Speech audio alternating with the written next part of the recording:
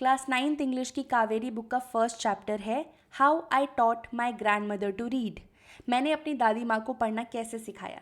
आने वाले 5-7 मिनट में हम इस पूरे चैप्टर को 10 पॉइंट्स में कवर करेंगे। चलिए शुरू करते हैं। So the writer of the story is Sudha Murthy, who is very famous activist, a very famous author. When she was 12 years old, she lived in a village in North Karnataka with her grandparents. तो सुधा मूर्ति जब 12 साल की थी वो अपने grand parents के साथ कर्नाटका के एक छोटे से गांव में रहती थी. And the life there was very very slow. Those days morning papers came in the afternoon. I told you life was very slow. सुबह का पेपर दोपहर को आता था. And weekly magazine came one day late. Weekly magazine एक दिन late आती थी. And everybody, all the people in that village used to wait eagerly for the bus to arrive because all the magazines and the newspaper used to come in that vehicle only. हमारी जैसी fast life नहीं थी वहाँ की. सब लोग उस बस का वेट करते थे जिसमें मैगजीन और न्यूज़पेपर्स आते थे. There was a writer named Triveni who was a very famous writer at that time. She was very famous for her psychological and easy to read novels at that time. But Triveni उनका real name नहीं है. The real name of the author was Anasuya Shankar. Triveni उनका pen name है. She was a very famous author of Karnataka literature and she used to write on the daily struggles of people at that time. उस समय के जितने भी लोग थे उनकी लाइफ में जो भी डेली स्ट्रगल्स रहती थी वो उनके बारे में लिखती थी. and that is why people used to connect with her stories. One of her novels was Kashi यात्रे. उन्होंने बहुत सारी नॉवेल्स लिखी थी. उनमें से एक नॉवल थी काशी यात्रे. And this was about an old lady. ये एक बूढ़ी औरत के बारे में है जिन्होंने कुछ पैसे इकट्ठे किए थे अपनी काशी ट्रिप के लिए. But she gave up all that money to an orphan girl so that the girl could marry the man she loved. अब हर हफ्ते वहाँ एक मैगज़ीन आती थी, कर्मवीर. उस मैगज़ीन में काशी यात्रे नॉवल एपिसोड बाय एपिसोड हर हफ्ते रिलीज़ करी जाती थी. और सुधा मूर्ति की ग्रैंड मदर अपने आप को उस काशी यात्रे की ग्रैंड मदर के साथ रिलेट कर लेती है because she also had a desire to go to Kashi. But उनकी डिज़ायर भी कभी फुलफिल नहीं हुई. That is why she also identified herself as the grandmother in that story. The writer's grandmother was illiterate. Sudha Murty की दादी पढ़ी लिखी नहीं थी. So that is why she use to ask the writer who was a 12-year-old school going girl to read out the latest episode to her. तो हर हफ्ते जब मैगज़ीन आती थी तो सुधा मूर्ति की दादी सुधा मूर्ति को मैगज़ीन पढ़ने के लिए बोलती थी because grand mother was illiterate. वो पढ़ लिख नहीं सकती थी, वो अनपढ़ थी.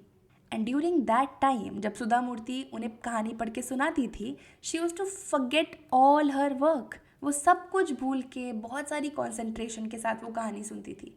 इतनी कॉन्सेंट्रेशन के साथ कि बाद में वो पूरे के पूरे एपिसोड को सुना सकती थी. Grandmother was always eager to learn. Eager मतलब होता है इच्छुक. वो हमेशा सीखना चाहती थी. She was very eager to learn कि अभी क्या हो रहा है, नेक्स्ट क्या होगा उस नॉवल में. शी वॉज हुक्ड कि काशी यात्रा में आगे क्या होगा. And she also use to discuss all the episodes with her friends. वो अपने दोस्तों के साथ भी सारे एपिसोड्स को डिस्कस करती थी. लेकिन writer since she was a 12-year-old girl उन्हें नहीं समझ आ रहा था why grandmother took so much interest in Kashi यात्रे. बट आप समझ पा रहे हैं क्या? क्योंकि काशी यात्रे की जो दादी थी जिन्हें काशी जाना था लेकिन उन्होंने अपना ये ड्रीम गिव अप कर दिया. सुधा मूर्ति की ग्रैंड मदर सोचती हैं कि उनकी लाइफ भी काशी यात्रे की ग्रैंड मदर की तरह ही है because she also wanted to go to Kashi but she was not able to. एक दिन क्या हुआ, Sudha Murty went to a wedding with her cousins to the neighbouring village. Sudha Murty पास ही के गाँव में शादी के लिए अपने फ्रेंड्स के साथ अपने कजन्स के साथ चली गई.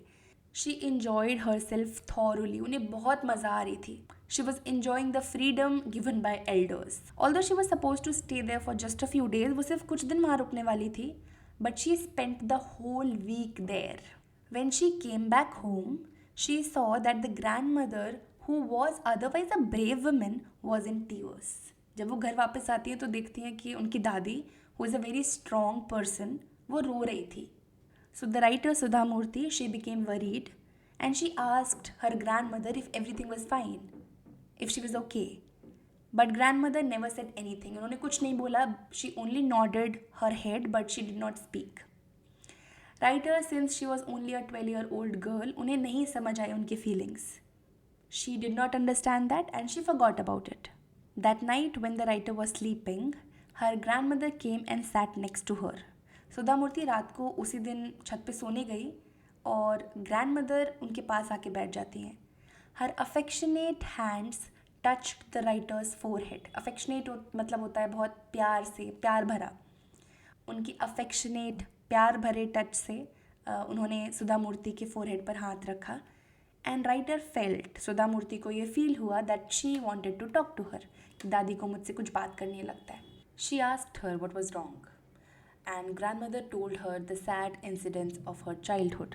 ऑथर सुधा मूर्ति ने पूछने की कोशिश करी अपनी ग्रैंडमदर से कि आपको क्या हुआ है, व्हाट इज़ रॉन्ग. तो ग्रैंडमदर उन्हें अपने बचपन के सैड इंसिडेंट्स बताने लगी कि कैसे एक छोटी उम्र में उन्होंने अपनी माँ को खो दिया था. उनके फादर एक बहुत बिज़ी आदमी थे, उन्होंने दोबारा शादी कर ली और उस समय कैसे उन्हें पढ़ने की इजाज़त नहीं थी. Education was not considered very essential for girls eight that time. तो दादी पढ़ी लिखी नहीं थी इसलिए वो पढ़ नहीं पाई. She got married at a very young age. बहुत छोटी उम्र में ग्रैंडमदर की शादी हो गई, बहुत छोटी उम्र में उनके बच्चे हो गए. And after that she became busy in keeping her children happy. वो अपने बच्चों को खुश करने में ही लगी रही पूरी लाइफ उसके बाद. Because their happiness made her happy, क्योंकि अपने बच्चों की खुशी से ही वो खुश होती थी. And she used to regret not going to school. उन्हें इस चीज़ का बहुत रिग्रेट था, खेद था, दुख था कि वो कभी स्कूल नहीं गई. That is the reason she made sure कि उनके सारे बच्चे और उनके ग्रैंड चिल्ड्रन अच्छे से पढ़ें ताकि उन्हें अपने लाइफ में कभी कोई रिग्रेट ना हो. Even though the writer was not able to understand what her grandmother was talking about, she could still see the sadness in her face.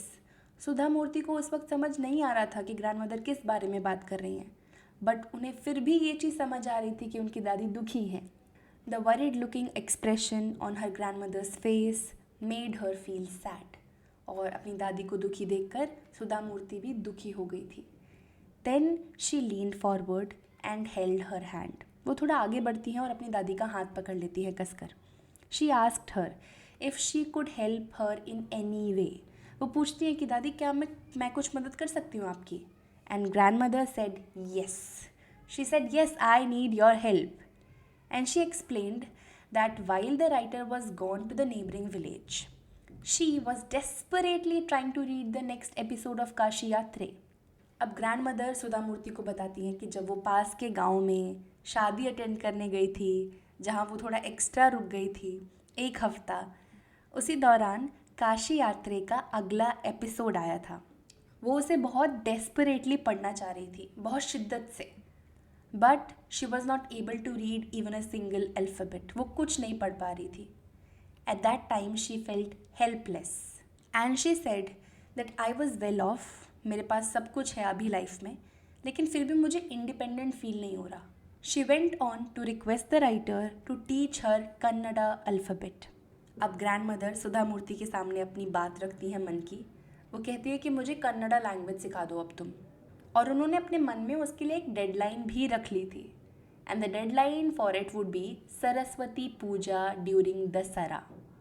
Dussehra के वक्त जो सरस्वती पूजा आती है वो उनकी कन्नड़ अल्फ़ाबेट सीखने की डेडलाइन थी. The writer could see determination on her grandmother's face. Author को साफ साफ दिख रहा था कि उनकी दादी कितनी डिटर्मिन्ड है इस चीज़ को लेकर. डिटर्मिन्ड का मतलब होता है स्ट्रॉन्ग विल्ड. तो वो बहुत स्ट्रांगली ये चाहती थी कि वो कन्नड़ा अल्फ़ाबेट सीखें. And it was clearly visible on her face. But still author childishly made fun of her desire to learn Kannada alphabet at an old age. Author ने फिर भी थोड़ा प्लेफुली इस चीज़ का मजाक उड़ाया कि आपको 62 की एज में कन्नड़ा अल्फ़ाबेट सीखने हैं. But grandmother just smiled and said, and this is very important thing, that for learning there is no age bar. दादी ने कहा सीखने की कोई उम्र नहीं होती है. And with that next day onwards उनकी ट्यूशन स्टार्ट हो जाती है.